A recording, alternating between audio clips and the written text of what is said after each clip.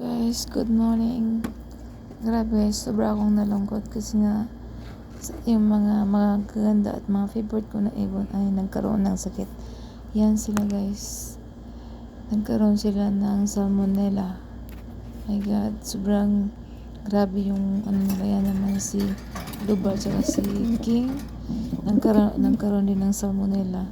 Sobrang ang hirap pag magkasakit yung ibon mo guys.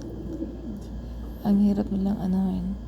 Ito naman yung isa na pinakamahirap pag nagkaroon ng ganitong sakit ng ibon mo. Kailangan unhans ka talagang mag-alaga sa kanila. Kaya as of now guys, naka-quarantine muna sila for the meantime. Kasi kailangan ko silang i-separate sa flyers. Kasi baka magkahawa-hawa na sila. Ito naman guys, yung isa, ito naman yung sakit niya is adenovirus. Yung kapatid niya nung nakaraan is namatay na yung nanay niya. Salmonella yun, tapos yung adeno, yan siya. Yan guys, papainom ko na